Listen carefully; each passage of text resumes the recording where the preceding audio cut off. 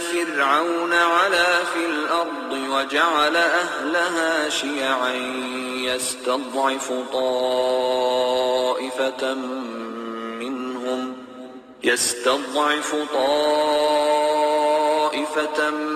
منهم يذبح أبناءهم ويستحيي نساءهم إنه كان من المفسدين. Pharaon était hautain sur terre. Il répartit en clans ses habitants afin d'abuser de la faiblesse de l'un d'eux. Il égorgeait leurs fils et laissait vivantes leurs femmes. Il était vraiment parmi les fauteurs de désordre. إن المجرمين في ضلال وسعر يوم يسحبون في النار على وجوههم ذوقوا مس سقر. Les criminels sont certes dans l'égarement et la folie. Le jour où on les traînera dans le feu sur leur visage, on leur dira « Goûtez au contact de Sakar, la chaleur brûlante de l'enfer. » Assalamu alaikum wa rahmatullahi wa barakatuh. Que la paix soit sur vous ainsi que la miséricorde et la bénédiction. Pharaon et ses sorciers tyrannisent les musulmans, le monde musulman. En effet, nous sommes dans un système pharaonique mondialisé. Et comme leurs prédécesseurs, les tyrans qui gouvernent le monde en majorité, surtout en Occident, les pharaons et les tyrans occidentaux,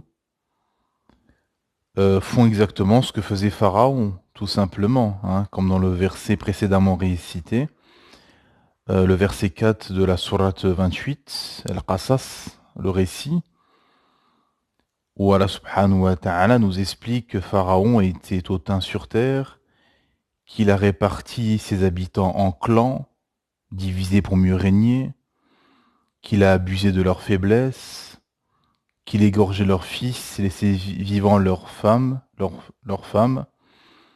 et qu'il était parmi les fauteurs de désordre. Et c'est exactement ce qui se passe. Ce verset pourrait résumer le système occidental moderne, c'est-à-dire qu'en fait ce sont des meurtriers qui divisent les gens, qui font le désordre sur terre, parce qu'on veut nous enfumer et faire croire que les tyrans de cette époque, les terroristes ou je ne sais quoi seraient les musulmans, alors qu'en fait, quand vous mettez leur système face à leurs œuvres et à leurs actions, à ce moment-là, c'est silence radio. Il n'y a plus personne. Parce que depuis 100 ans, les 2 guerres mondiales ont été faites par les Occidentaux. Le nazisme a été fait par les Occidentaux. Hiroshima, Nagasaki a été fait par les Occidentaux. La guerre d'Irak, la guerre du Vietnam, l'Indochine, l'Afghanistan, la guerre de Syrie, l'invasion libyenne, ce qui se passe en Afrique, Cuba, etc. Et bien évidemment, mais c'est l'actualité, ce qui se passe en Palestine, tout ceci sont l'œuvre d'occidentaux. Directement, indirectement, de près, de loin, etc. Les occidentaux sont toujours mêlés lorsqu'il y a des drames, des tyrannies, des meurtres de masse, des génocides, des guerres. Ça, personne ne peut le nier, ce sont les faits. Et comme on dit souvent, les faits sont têtus. Et ces pharaons modernes font le travail de tous les pharaons qui ont peuplé cette terre. C'est-à-dire qu'ils persécutent militairement, déjà dans un premier temps militairement les musulmans. On le voit, les millions de musulmans morts et les millions de massacres que fait le système occidental depuis des décennies. Il y a les minorités persécutées, les Indiens musulmans, les Rohingyas en Birmanie, les Ouïghours en Chine, les Palestiniens, entre guillemets, hein, qui sont une minorité, qui sont persécutés chez un État tyrannique, hein, d'Israël, hein, cet État sioniste, terroriste, même nazi, hein, qui fait une épuration ethnique et qui fait un génocide à ciel ouvert devant le monde entier, hein, et tout le monde assiste à ça. Personne ne peut nier aujourd'hui ce qui se passe. Les images, le son, les sons, les images, les vidéos, etc. Tout prouve ceci, hein. Il n'y a plus de débat, hein. Ils ont même voulu une nuit, ils ont coupé l'électricité, Internet, etc. pour pouvoir les massacrer, pour pouvoir massacrer nos frères et nos sœurs dans l'obscurité de la nuit. Il y a bien évidemment le combat de ces pharaons politiquement, hein, avec des lois de plus en plus injustes, hein, que ce soit à l'égard de nos frères et sœurs palestiniens, que ce soit les autres minorités à travers le monde, hein, que ce soit en Occident et même en France, des lois d'exception, loi séparatisme, l'interdiction du voile à l'école, l'interdiction de la abaya maintenant à l'école, l'interdiction de faire l'école à la maison, enfin, en tout cas restreint. Ils ont restreint l'école à la maison et bien évidemment, on le sait que c'est pour empêcher que les musulmans éduquent leurs enfants et gardent leurs enfants à la maison, hein. Il faut absolument que les enfants des musulmans aillent dans les temples maçonniques de l'endoctrinement athée républicain, ces écoles, dans leurs écoles. Il y a bien évidemment le combat de ce pharaon idéologique, hein, où il y a d'innombrables débats contre l'islam et les musulmans à charge, sans contradicteurs et contradictions, des ouvrages, euh, tout ce qui, tout ce qui peut être utile pour le combat contre l'islam et les musulmans, que ce soit sur les plateaux de télé, que ce soit dans des bouquins, que ce soit sur les réseaux sociaux, que ce soit politiquement, etc. Tout est bon pour combattre, enfoncer les musulmans, écraser les musulmans, les combattre idéologiquement. Et bien évidemment, le fond, c'est toujours la même chose. Le fond, c'est l'islam. Et pour bien évidemment, à terme, éloigner les gens du message de leur créateur Allah subhanahu wa ta'ala. Parce que Allah subhanahu wa ta'ala nous met en garde dans sa parole, le Coran, contre Satan et ses suppôts. Satan et ses suppôts qui travaillent jour et nuit pour détourner de la vérité. Et eux, bien évidemment, ce sont des diables humains qui travaillent pour Satan, parce que Satan, il a des alliés parmi les djinns et parmi les humains. Et ces diables humains travaillent pour lui jour et nuit, et ils font tout pour éloigner les gens de l'islam. C'est ça leur but au final. Et il y a bien évidemment, à côté de Pharaon, ces sorciers, hein. Il y a les sorciers de Pharaon, et les sorciers modernes de ces pharaons modernes sont tous ces médias de masse, tous ces relayeurs de malheur, manipulateurs d'esprit, où on fait passer le bourreau pour la victime, on fait passer les victimes pour des bourreaux, hein, où seuls des gens qui sont anti-islam ont le tapis rouge pour accéder sur ces plateaux de télévision, hein, où tout diable humain, tous ces diables humains font la queue pour déverser leur haine sur les plateaux de télé, et bien évidemment alimenter les mensonges sur, en l'occurrence, en ce moment, l'actualité, la Palestine, hein. Et nos frères et sœurs palestiniens, on les fait passer pour des terroristes, pour des... et tout le monde peut passer à la télé et dire ce qu'ils veulent, hein. Il n'y a pas de problème, hein. Quand c'est pour taper sur les musulmans et l'islam, il n'y a pas de problème, c'est open bar. On a vu une avocate israélite qui a dit carrément qu'il n'y a pas d'innocents à Gaza, que les enfants, même les bébés, sont tous coupables, car ils sont biberonnés à la haine, selon elle, hein, selon ses dires. Ils sont biberonnés à la haine du juif ou je ne sais quoi, donc ça passe crème comme ça à la télévision en direct. Le présentateur sur CNews a seulement dit ah mais elle est peut-être choquée, ce qui s'est passé, blablabla, et blablabla, hein, forcément, il y a toujours des excuses.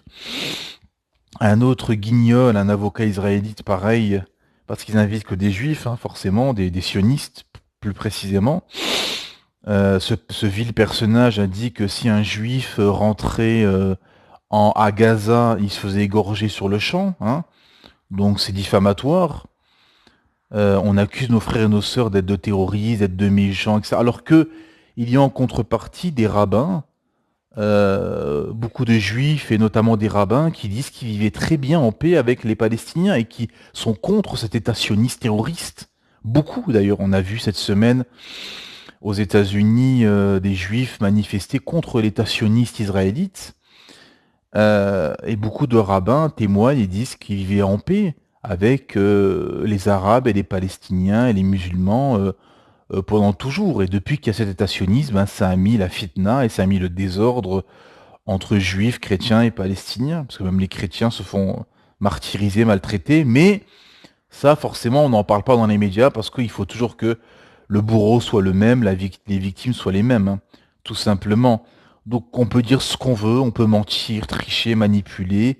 Et nous, notre boulot, en Occident en tout cas, ou dans le monde francophone, de manière large, hein, pas forcément qu'on habite en Occident, mais tant qu'on est dans la da'wa francophone, ou anglophone, ou européenne, en tout cas dans ces endroits où on manipule et on ment, eh ben, nous, notre mission, c'est de relayer les informations véridiques et de ramener un contre-argument selon nos moyens, selon ce qu'on a, selon ce qu'Allah subhanahu wa ta'ala nous donne comme capacité de plateforme, réseau social, euh, Internet, etc., ainsi de suite, pour relayer et pour ramener un contre-argument et pour montrer ce qui se passe. D'ailleurs, ce que nous disent nos frères et nos sœurs palestiniens, qu'Allah subhanahu wa ta'ala leur facilite et les aide dans cette grande épreuve, nous disent et nous demandent de relayer l'information et de dire ce qui se passe au monde, d'alerter le monde de ce qui se passe chez eux, du massacre et du génocide, de l'épuration ethnique qu'ils subissent depuis des décennies, hein. C'est-à-dire que même si on n'a pas de force militaire, politique, etc., au moins on a toujours notre intellect, on a toujours notre idéologie, on a des plateformes, on a toutes sortes de moyens, comme Allah subhanahu wa ta'ala, quand Allah ta'ala appelle les croyants à rentrer en guerre, et prenez toute votre infanterie, prenez tout ce que vous avez et préparez tout ce que vous pouvez pour combattre l'ennemi. Là, bien évidemment, ce n'est pas la guerre, mais c'est idéologique pour ce qui nous concerne, en tout cas nous. Ce qu'on peut, c'est de relayer, c'est de contre-argumenter, et c'est de réfuter tous ces hypocrites qui passent sur les plateaux de télé, qui mentent, ou sur les réseaux sociaux, ou ailleurs, sur nos frères et sœurs, et sur ce qui se passe réellement en Palestine. Parce qu'en Palestine, qu'est-ce qu'il y a? Il y a un État terroriste, criminel, meurtrier, qui fait un génocide, qui veut éliminer tout Palestinien, tout Arabe dans la bande de Gaza et dans toute la Palestine, pour qu'elle devienne complètement sioniste, juif, et au-delà, hein, parce que leur projet du grand Israël concerne le Liban, concerne la Jordanie, concerne une partie de l'Égypte, de l'Arabie, de la Syrie et de l'Irak, hein. Donc eux, ils ont un projet de grand Israël, parce que eux, ils sont dans l'attente du Mashiach, ce qu'ils appellent le Mashiach, qui est tout simplement Masih ad-Dajjal, hein, qui est le grand trompeur qui va les tromper. Et eux, ce seront les premiers à suivre le trompeur. On le voit très bien qu'ils sont complètement égarés et fanatisés. Et donc voilà ce qui se passe. Et en face, il y a nos frères et nos sœurs qui sont esselés, qui sont seuls au monde, et qui ont que leur créateur Allah subhanahu wa ta'ala, seul lui peut changer les choses, et qui se font massacrer, martyrisés, et forcément, ça fait des décennies que ça dure. Bien sûr, il y a des groupes, entre-temps, il y a eu des groupes de défense, qui se sont formés pour se défendre, hein. Forcément, ces groupes-là sont pas parfaits. Ils font peut-être des erreurs, etc., bien évidemment. Mais le fond, c'est qu'à un moment donné, bien évidemment, une population qui est martyrisée comme ça pendant des décennies, qu'est-ce qui se passe? Au bout d'un moment, elle s'arme, elle s'organise et elle se structure pour pouvoir s'autodéfendre, hein. Sinon, Sinon, comment dire, c'est une, c'est une c'est une annihilation totale de la population, hein. Parce que le but de l'État d'Israël, c'est d'annihiler la Palestine et les Palestiniens. C'est de les éliminer complètement et de faire leur grand projet, hein. Et donc forcément, euh, Pharaon a des sorciers. Et ces sorciers, comme j'ai expliqué, sont ces relayeurs de désinformation, ces suppôts de Satan qui travaillent jour et nuit pour endoctriner, ensorceler les esprits et manipuler. Comme notre shir nous a dit ce week-end, que la plus grande arme aujourd'hui, mondialement, ce n'est pas une arme, c'est pas l'arme politique, c'est pas la politique, c'est pas les armées. La plus grande arme aujourd'hui, c'est les médias. Car avec les médias, on peut manipuler les esprits, on peut endoctriner, on peut pénétrer les cœurs et les esprits facilement, hein. Il y a par exemple ce pitre d'Éric Zemmour qui est venu, encore une fois, appuyer ses thèses anti-islam, mentir et endoctriner les masses, où il parlait de l'égalité. Il disait oui, nous, c'est un système d'égalité, et eux, c'est il n'y a pas d'égalité, etc. Non, parce qu'en islam, parce que premièrement, en islam, c'est pas l'égalité, c'est la justice, et la justice est plus fort que l'égalité. Parce que l'égalité n'a pas de sens. Ça n'a pas de sens. Si vous avez une personne qui est millionnaire et une personne qui est ruinée, et vous voulez leur donner de l'argent à tous les deux, vous avez 100 000 euros par exemple, où vous dites, ah, j'ai l'égalité, je vais donner 50 000 à lui, 50 000 à l'autre. Non, ça, ce n'est pas juste. L'autre, il est millionnaire, il n'a pas besoin de tes 50 000 euros. L'autre, il est ruiné, il aurait besoin de la totalité des 100 000 euros. Donc c'est ça, en islam, qui est recherché, c'est la justice. En islam, il y a une justice. Vous prenez le cas de l'héritage, par exemple. L'héritage en islam, il y a trois règles. Il y a trois règles dans l'héritage islamique. Il y a une première règle qui fait que c'est la personne la plus proche du défunt qui touche. Ensuite, la deuxième règle, c'est la personne qui a plus de vie devant lui que de vie derrière lui, hein, la jeunesse. Et la troisième règle, la personne qui a plus de responsabilités qui est prioritaire par rapport à la personne qui a moins de responsabilités, hein. Donc ça, c'est de la justice. Ce n'est pas une égalité bébête qui n'a aucun sens et qui, justement, c'est la deuxième chose à dire sur cette chose, sur cette shubha, cette ambiguïté de l'égalité, c'est que l'égalité n'a jamais existé. L'égalité n'existe pas. Parce que l'humain, les humains entre eux, sont inégaux, entre guillemets.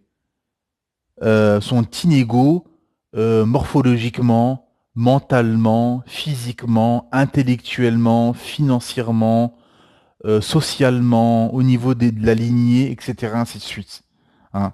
Il n'y a pas d'égalité. L'égalité n'existe pas. L'égalité est une utopie occidentale, hein. On le voit très bien. Ils sont tous les jours à dire les inégalités dans la société, les inégalités entre les salaires hommes et femmes, les inégalités entre gens des banlieues et gens des quartiers riches, inégalités par-ci et par-là. Parce qu'ils n'arriveront jamais à leur égalité utopique. Il n'y a pas d'égalité. Il y a tout simplement de la justice. Chacun a des droits et des devoirs pour un équilibre parfait, hein. Comme en Occident, c'est pour ça que l'Occident s'effondre sociétalement.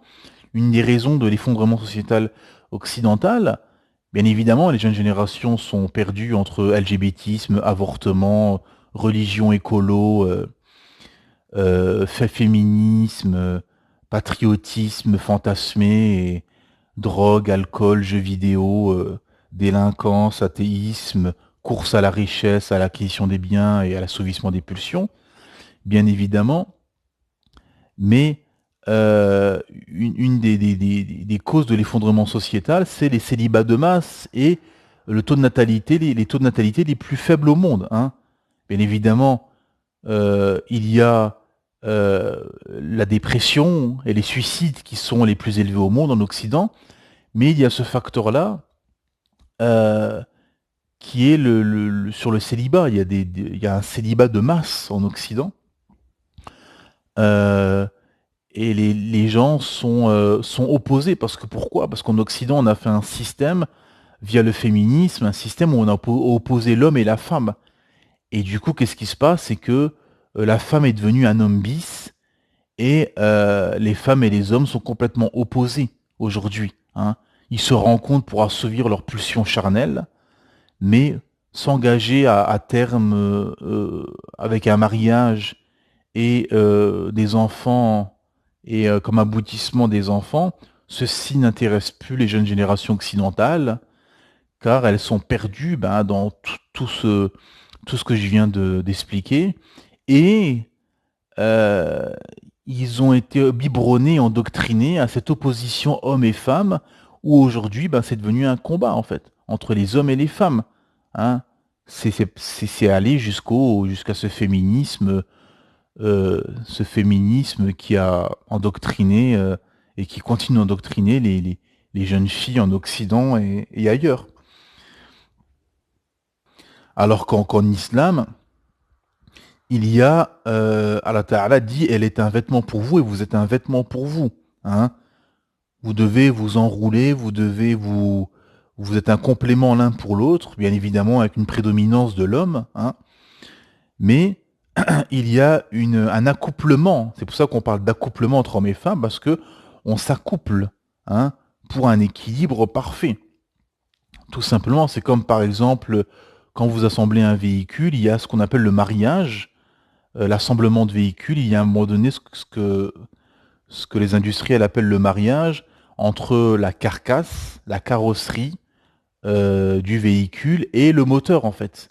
Vous avez deux machines comme ça qui rapprochent les deux, et le moteur s'intègre sous le capot de cette carcasse et rentre dans cette voiture pour avoir un accouplement entre la carcasse, entre la structure de la voiture et le moteur, hein. C'est un peu une image, mais c'est pareil, c'est-à-dire que l'homme et la femme sont complémentaires et s'accouplent pour que ça marche, hein, et pour faire un chemin ensemble.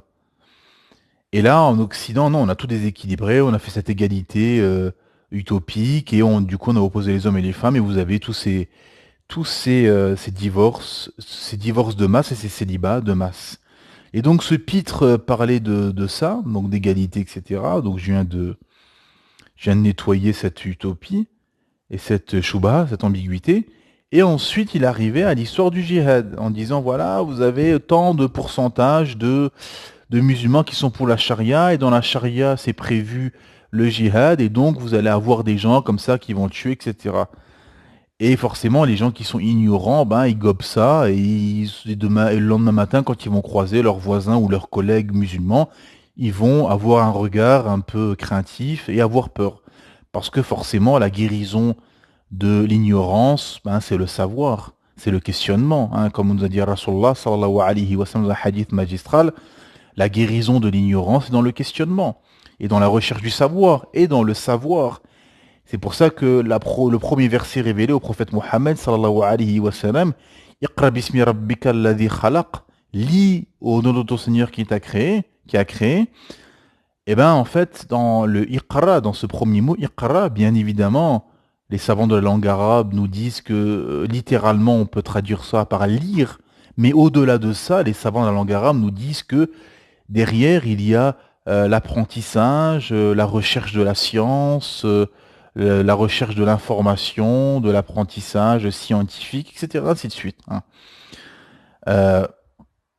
Et donc, forcément, c'est une ambiguïté qui est facilement réfutable parce que, comme j'ai expliqué dans l'intervention précédente, tout système, tout empire, tout pays a des lois qui régissent la guerre, qui régissent la défense, hein.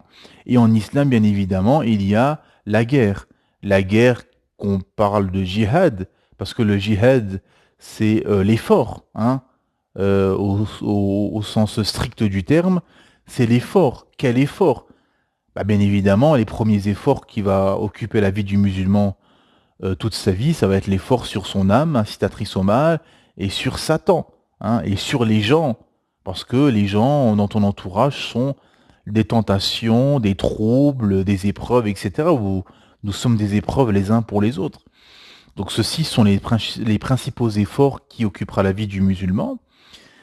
Et, euh, et parmi les efforts, bien évidemment, il y a l'effort de guerre, hein. D'ailleurs, il y a une phrase, hein, que je viens de dire, justement, en français, on dit l'effort de guerre.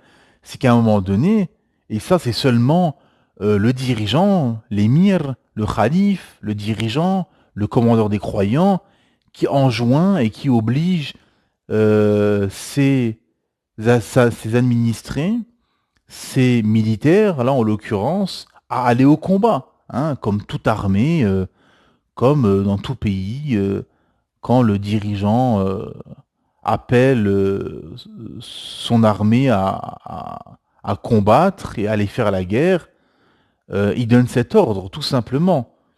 Mais tuer ceci, tuer des innocents, non, il n'y a pas d'ambiguïté là-dessus, c'est interdit. La yajouz, c'est interdit, c'est haram, c'est un grand péché d'aller tuer des gens innocents, désarmés, des concitoyens avec qui tu vis en plus de surcroît, qui te veut aucun mal. Non, ça n'a aucun sens. Ça, c'est du terrorisme, c'est du meurtre, c'est de l'assassinat, c'est du crime. Vous l'appelez comme vous voulez, mais en tout cas, c'est interdit en islam, hein. Ceci est interdit. Ce n'est pas un djihad, ce n'est pas un effort. C'est un crime, c'est un meurtre. L'effort, c'est une armée conventionnelle, officielle, qui combat une autre armée, tout simplement. Et les lois qui régissent la guerre en islam sont les plus morales au monde. Ça, c'est de la morale. C'est ceci, hein, ce qu'on nous fait croire que cette armée terroriste sioniste serait l'armée la plus morale du monde. Alors oui, comme moi j'ai tweeté, non, non, l'armée la numéro un, c'est l'Amérique, hein. Mais bien évidemment, dans un classement à l'envers, on retournerait ce classement en partant du bas, hein, bien évidemment, hein. Les deux armées les plus immorales au monde sont bien évidemment l'armée américaine et l'armée israélienne. Ça, il n'y a pas de débat, il n'y a pas de match. Et là, les lois qui régissent la guerre en islam sont les plus morales au monde, où l'interdiction de tuer des femmes, de tuer des enfants, de tuer des personnes vulnérables, de tuer des vieillards, de même bousculer les vieillards, c'est interdit, de tuer des animaux, de toucher à l'agriculture, ainsi de suite, hein. Donc là, c'est la morale. C'est pas on jette des bombes comme fait cet État terroriste israélien. Ils jettent des bombes, comme on a vu au début de cette intervention, sur des innocents. Et bien évidemment, quand tu jettes des bombes sur une ville, sur un village, dans un pays, bien évidemment, tu le sais très bien que à 80-90%, les morts seront des innocents, hein. Même s'il y avait des gens avec qui tu combats, etc., qui étaient dedans, ils représenteront pas plus de 5 ou 10%, hein. Donc là, ces terroristes tuent des femmes, des enfants, des personnes vulnérables. À l'heure où je vous parle, on est à plus de 8000 morts dans la bande de Gaza. Qu'Allah subhanahu wa ta'ala leur fasse miséricorde. Amin. Mais eux, alhamdulillah, eux, pour la plupart, sont des shuhada, sont des martyrs. Alhamdulillah, l'humiliation et la terrible désillusion et ce qui est le plus dur à encaisser, et c'est là où il faut pleurer et sortir les mouchoirs blancs, bah, c'est sur le monde musulman. Sur le monde musulman qui, pour le moment en tout cas, ne fait rien, hein. Et tout le monde regarde ça. Oui, il y a des dirigeants qui commencent à parler, qui condamnent, etc. D'accord. Mais à un moment donné, il va falloir aller sur le terrain parce que c'est tes frères et tes sœurs qui sont en train de se faire massacrer jour après jour. Donc quand on est en capacité, on peut pas laisser passer ça, se taire et regarder ailleurs, hein. Mais ça, seul l'avenir nous dira ce qui se passera. Et donc ces relayeurs, ces sorciers de Pharaon, relayent ces mensonges et cette désinformation, hein, ou comme là ce pitre de faire passer les musulmans qui appliqueraient la charia ou qui voudraient la charia au pouvoir seraient de terroristes, alors que non, c'est un mensonge, car le djihad, comme lui l'a dit sur un plateau de télé, ce n'est pas tuer des innocents, non, non, non. C'est le djihad, l'effort de guerre, c'est dans une guerre avec une armée conventionnelle qui combat une autre armée, tout simplement, à force égale, pas de pauvres innocents. Ceci est du meurtre, du terrorisme, de l'assassinat, vous l'appelez comme vous voulez, qui est condamné et qui est condamnable en islam. Mais forcément, il n'y a personne pour réfuter ces pitres parce que on invite toujours les mêmes personnes, des gens qui sont anti-islam, anti-Palestine et pro-Israël, euh, car tous ces médias, tous ces sorciers médias, relayeurs de malheur et manipulateurs d'esprit, sont soumis au lobby israélite, au lobby sioniste, aux lobbies américains, comme pendant la période Covid, tous les médias étaient soumis au lobby pharmaceutique et à Big Pharma. Hein. C'est toujours, euh, c'est toujours la même histoire. Hein. C'est-à-dire que les médias, en fait, sont juste des marionnettes. Les politiques et les médias sont juste des marionnettes soumis au système derrière. Et, euh, et donc, ils peuvent manipuler, tricher, mentir, car tout simplement, ils ont avec eux la force politique, la force des médias, la force des armées, la force militaire. Ils ont tout avec eux, donc ils peuvent manipuler, euh, faire ce qu'ils veulent, envoyer quelqu'un, ou même si c'est quelqu'un qui est parti de son bon gré, dire Allahu Akbar dans la rue, tuer des innocents, et après, ben, toute la machine se met en route, et tous les politiciens qui font la queue, tous les médias, jusqu'à maintenant, ben, qu'est-ce qui se passe? Ben, on parle de est-ce que l'islam est compatible, pardon, compatible, est-ce que l'islam est compatible avec la France? Il y a un problème dans l'islam. Ça a découlé en quelques semaines, hein, tout doucement. Hein. C'est le Hamas est terroriste, ceux qui sont pour la Palestine, le terrorisme, ceux qui allaient manifester pour la Palestine sont en fait, ils manifestent pour le Hamas. Hein. Bon, maintenant ils le disent plus, ils ont compris que ça n'a aucun sens de dire ceci, que ces manifestations sont pour la Palestine. Hein. Mais on va y venir par rapport aux manifestations, si on va parler de ça, mais c'était pour la Palestine, c'était pas pour le Hamas. Bon, ils ont endormi les gens, ils ont vu que ça prônait pas, donc ils ont parlé de ceci. Après, ça a été, oui, il y a un problème avec des musulmans en France parce que ils sont pour le Hamas. Ensuite, il y a eu entre-temps quelques attentats à Arras et à Bruxelles, donc ça a pimenté les débats et les mensonges de ces sorciers médias. Et donc, on a manipulé tout ça, euh, et ça a découlé sur le footballeur Benzema, c'est un frère musulman, etc. Tous les gens, les musulmans connus qui portaient un message de soutien aux Palestiniens bah, étaient tout de suite catégorisés comme islamistes, comme frères musulmans, etc. Hein. Euh, Ensuite, des débats, ben, est-ce que l'islam est compatible avec la France? Et maintenant, bah voilà, maintenant, vous voyez les débats qu'il y a. C'est l'islam, le problème c'est l'islam, le problème c'est le Coran. euh, les musulmans vous devront faire des concessions. Va falloir qu'on change nos lois pour les libertés fondamentales, etc. Donc voilà, parce qu'en fait, vous êtes en face d'hypocrites qui vont changer les règles. C'est ça les démocrates. Hein. Et un démocrate est un moulin à vent, est une anguille, c'est-à-dire qu'en fait, il va changer les règles du jeu en fonction des passions, des intérêts, des idéologies du moment, tout simplement. C'est ça ce qui se passe, mes frères et sœurs. Euh, donc voilà. Et comme disait notre chir ce week-end, c'est que les médias, le cinéma, la télévision, les séries, etc., ont un pouvoir attractif et ont un pouvoir, une force de frappe, de destruction massive pour endoctriner les esprits, manipuler, etc. Hein. C'est pour ça que malheureusement, beaucoup vont suivre Masih ad-Dajjal les deux pieds en avant parce que déjà là, le système, déjà là, les gens sont complètement aveuglés, ensorcelés par le système. Alors qu'est-ce que ça va être quand il y aura un Masih ad-Dajjal? Donc c'est pour ça il faut prendre ses précautions et prendre de la distance déjà aujourd'hui avec ce bas monde, avec les sociétés décadentes, perverses et mécréantes, les grandes villes occidentalisées, les endroits de débauche, etc. Et chercher les endroits les plus prospères et les plus préservés islamiquement parlant. Hein.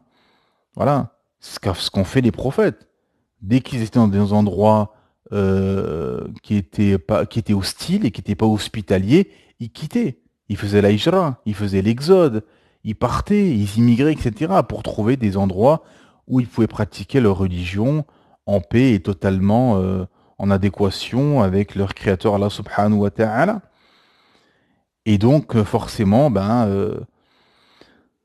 vous avez Pharaon et ses sorciers qui tyrannisent le monde musulman, qui tyrannisent les musulmans, parce que parce que eux c'est un système comme le système de Pharaon, c'est le système du dieu homme, ou l'humanisme, où l'homme est au centre de tout, où tout est excusé pour l'homme, où l'homme est érigé en divinité, les stars, c'est l'homme qui décide, des lois d'hommes faites pour les hommes, pour les intérêts des hommes. Nous, c'est la loi des hommes, ce qu'ils disent les démocrates. Nous croyons qu'aux hommes. Hein. Vous le voyez sur les plateaux de télé, dans les débats, etc. C'est ce qu'ils disent. Nous, c'est la loi des hommes. Nous croyons à l'homme. Hein, alors que ce n'est pas la loi des hommes, c'est la loi de quelques hommes, quelques mafias comme ça, quelques technocrates qui font des lois pour l'intérêt du système. Hein. Hein, il n'y a pas de démocratie, de loi des hommes. Non, non, non. Les hommes n'ont aucun pouvoir. C'est quelques hommes, quelques oligarques, des oligarchies comme ça, des groupes de milliardaires, d'oligarches, de technocrates qui ont le pouvoir et la mainmise sur les sociétés occidentales, hein, et qui ont fait ces sociétés perverses, décadentes, de course à la richesse, à l'acquisition des biens, à l'assouvissement des pulsions, à la perversion, à la décadence, et à la liberté à outrance. Et forcément, l'islam, c'est l'opposé complet. L'islam, c'est Allah subhanahu wa ta'ala qui est érigé en divinité.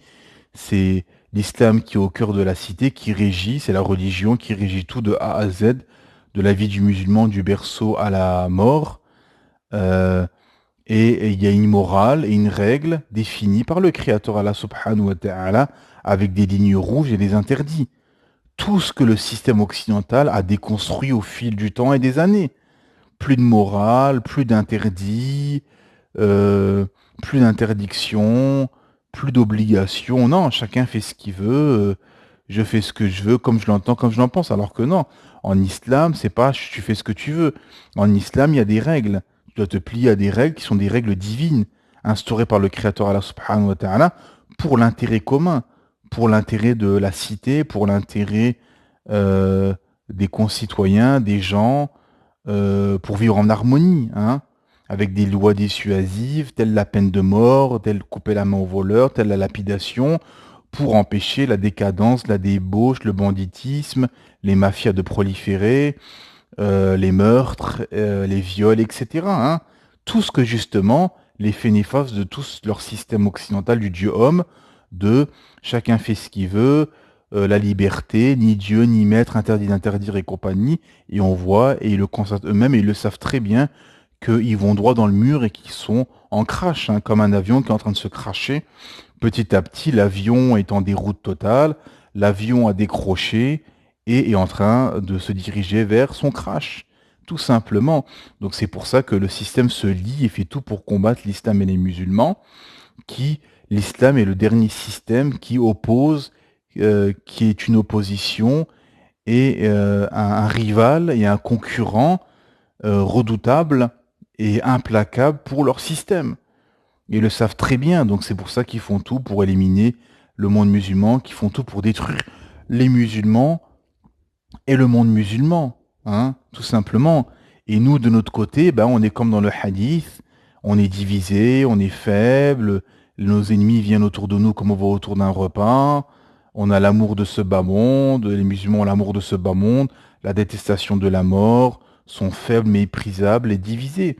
Voilà comme le prophète Mohammed sallallahu alayhi wa sallam nous a prévenu qu'il y aura quand on allait commencer à courir derrière l'argent, derrière les biens éphémères de ce bas monde, qu'il y allait avoir une humiliation qui allait s'abattre sur nous, et que cette humiliation n'allait pas être retirée tant que nous ne reviendrons pas à notre religion. Car, tout simplement, le seul honneur, comme a dit Omar ibn Khattab radhiyallahu anhu, nous les Arabes, nous étions le peuple le plus humilié et nous avons été honorés par l'islam. Et si on cherche l'honneur par autre que l'islam, nous serons humiliés. Et c'est exactement ce qui se passe aujourd'hui. C'est-à-dire que beaucoup de musulmans cherchent l'honneur et cherchent à se rebeller et à trouver des solutions par des moyens qui sont étrangers à l'islam ou par autre que l'islam. Par leur état-nation, par leur drapeau, par leurs coutumes, cherchent des moyens qui ne sont pas légiférés et qui sont étrangers à l'islam, tels tous ces rassemblements, ces manifestations, où les femmes et les hommes sont mélangés, où ça crie, où ça fait du bruit. Ça fait plus de bruit et de grabuge que ça ne donne de solutions et de perspectives d'avenir. Non, le musulman doit avoir une stratégie. Le monde musulman doit être stratège. Le musulman doit appliquer la sunna du prophète Mohammed sallallahu alayhi wa sallam, qui avait une stratégie. Le prophète Mohammed sallam ne vivait pas au jour le jour, il avait une stratégie à long terme. Et c'est ça, chaque musulman et chaque musulmane doit avoir une stratégie et doit être stratège. Nous devons être des stratèges et avoir une stratégie à long terme pour le renouveau du monde musulman. Et chacun doit s'atteler à ceci. Hein. Comme on a interrogé Sheikh Al-Fawzan, Hafidhullah, par rapport à ceci, par rapport aux événements récents sur la Palestine, et il a résumé ça en quelques minutes, en disant tout simplement que chacun doit s'occuper de lui, craindre craindre Allah subhanahu wa ta'ala, car seule la crainte d'Allah subhanahu wa ta'ala ouvre les portes, revenir à son créateur Allah subhanahu wa ta'ala, être dans un cheminement spirituel, se réformer, et ensuite réformer la société, subhanahu azim. Et bien évidemment, et pour confirmer et appuyer ces propos, ce que je dirais tout simplement, et pour conclure cette intervention, c'est que nous devons craindre notre créateur Allah subhanahu wa ta'ala, pleurer sur nos péchés. Hein, quand le prophète Mohammed sallallahu alayhi wa sallam et les sahaba radhiyallahu anhum ont fait Ghazwat al-Tabouk. Ghazwat Tabouk et sont montés à Tabouk. Hein, cette Ghazwat qui est une des dernières Ghazwat et une des dernières expéditions et qui est peu connue car l'Empire romain, avait entendu qu'un homme prénommé Mohammed sallallahu alayhi wa sallam était un prophète, se réclamait prophète et qu'il était en train de constituer un État et une armée, une grande armée, et les tribus arabes commençaient à lui faire allégeance. Et l'Empire romain avait peur. Et donc, qu'est-ce qu'il a fait? L'Empire romain a préparé une armée de 100 000 hommes et a envoyé en direction de Tabouk, qui était quasi à la frontière de l'Empire romain de l'époque. Et qu'est-ce qu'a fait le prophète Mohammed sallallahu alayhi wa sallam? D'où la meilleure attaque, la meilleure défense c'est l'attaque. Et bien tout simplement, il est monté. Il est monté jusqu'à Tabouk. Tabouk qui est une ville encore aujourd'hui, hein, qui est dans le nord de l'Arabie Saoudite, qui est dans le nord de l'Arabie. Et ils sont montés. Et sur le chemin, ils sont passés dans les temples de Thamoud, du peuple de Thamoud, qui avait construit dans la roche des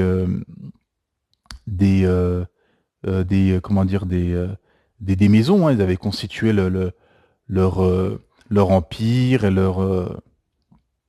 ou plutôt leurs coutumes, leur civilisation, leur maison, etc. Dans la roche directement. Hein. On peut voir ça à Petra, par exemple, hein, il me semble. Et sur le chemin, ils sont passés là, et ils sont passés dans le fameux puits où un jour, les Thamoud, qui étaient le peuple du prophète Salih, alayhi salam, pouvaient boire, et un autre jour, c'était la chamelle. Hein, c'était ce miracle, car ils avaient demandé qu'une pierre, qu'une roche soit transformée en une chamelle enceinte. C'est ce qui s'est passé. Euh, et, et tout simplement, mes frères et sœurs, ils ont tué la chamelle, ils ont égorgé la chamelle, et ils ont été punis 3 jours plus tard. Et Et donc le prophète Mohammed sallallahu alayhi wa sallam avait interdit de boire dans cette eau car c'était un endroit qui avait été maudit, qui avait été frappé par la colère d'Allah subhanahu wa ta'ala. Et le prophète sallam a dit, passez cet endroit-là, les roches, les maisons taillées dans la roche, les puits, etc., de passer en baissant la tête et en pleurant sur ses péchés. Hein. Et aujourd'hui, c'est une sunna qui est délaissée, malheureusement, comme disent les savants, c'est qu'aujourd'hui, beaucoup de musulmans, quand ils vont dans des sites comme ça, dans des endroits comme ça, ils font des selfies, se prendre en photo, etc. Alors que non, la sunna, c'est de baisser la tête, de tracer, de craindre Allah Ta'ala et de pleurer sur ses péchés. Hein, et surtout d'invoquer Allah subhanahu wa ta'ala, de ne pas être puni comme ce peuple. Et ce qu'a dit le prophète, invoquer Allah qu'on ne soit pas puni comme les peuples passés ont été punis. Regardez la crainte. C'est ça. C'est plus les gens ont de la science et sont proches d'Allah Ta'ala, plus ils le craignent. C'est pour ça que ce fameux verset, seuls les savants craignent Allah subhanahu wa ta'ala. C'est pour ça, plus on va apprendre notre religion, plus on va augmenter notre science, notre savoir, et plus en même temps notre crainte révérentielle va augmenter, tout simplement. Et là, ils ont baissé la tête, ils ont craint Allah et ils ont foncé vers Tabouk. Et ils se sont postés là, et alhamdulillah, les Romains ont eu peur et ont rebroussé chemin, et Allah subhanahu wa ta'ala a évité aux musulmans une énième Ghazwat, expédition. Alhamdulillah, ça montre deux choses. Ça montre que premièrement, il faut craindre Allah subhanahu wa ta'ala dans toutes circonstances. Et la deuxième chose, que à un moment donné, tu peux refuser l'adversité, mais elle viendra coûte que coûte, bon gré mal gré. Donc la guerre est une chose qui fait partie de l'humain, qui fait partie de ce qu'on les prophètes ont subi et ont affronté. Et notamment le prophète Mohammed sallallahu alayhi wa sallam, les ghazwat, les expéditions sont nombreux. Donc à un moment donné, oui, c'est que ça montre qu'à un moment donné, ben, la meilleure défense, c'est l'attaque, c'est que il faut affronter l'adversité et affronter militairement l'ennemi.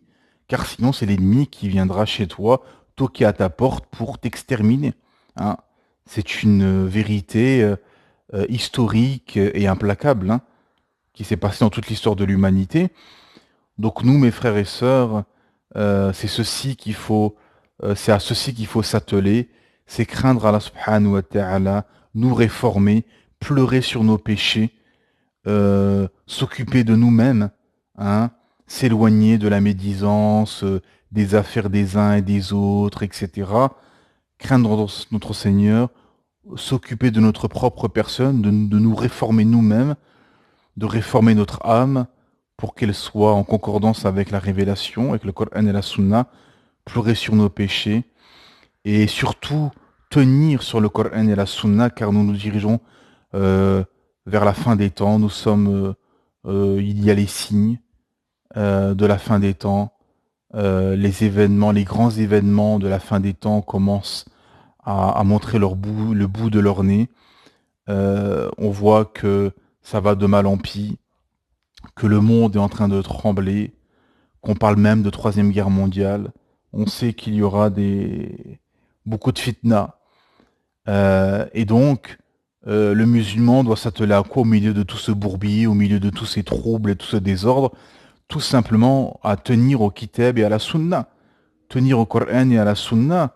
Car Allah subhanahu wa ta'ala nous dit Ya ayyuhalladhina amanu qu anfusakum wa ahlikum naran. Ô vous qui avez cru, préservez vos personnes et vos familles d'un feu qui sera alimenté par les pierres et les hommes, la suite du verset. Donc c'est ça que le musulman doit s'atteler, c'est de se préserver du feu soi-même et sa famille, hein, de craindre Allah Ta'ala, de se réformer, de pleurer sur ses péchés et d'invoquer pour que le monde musulman se réveille et revienne au Coran et à la Sunna et de revenir à un empire et à un projet civilisationnel islamique, de s'unir, parce que diviser comme ça en États-nations, ça ne peut pas tenir et ça ne marche pas.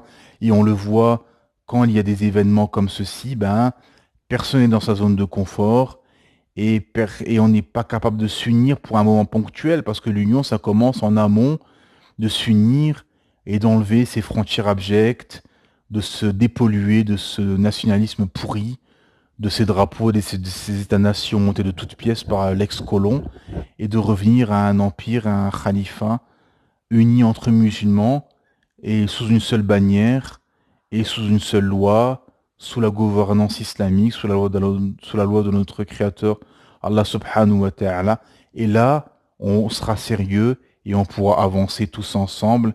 Sinon, ça va être très compliqué.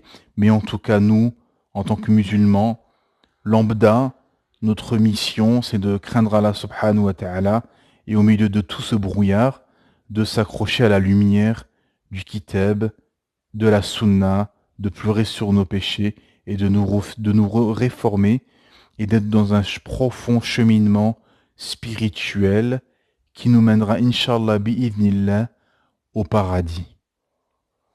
Subhanaka Allahumma bihamdik, shadu an la ilaha illa ant, astaghfiruka wa atubu ilayk.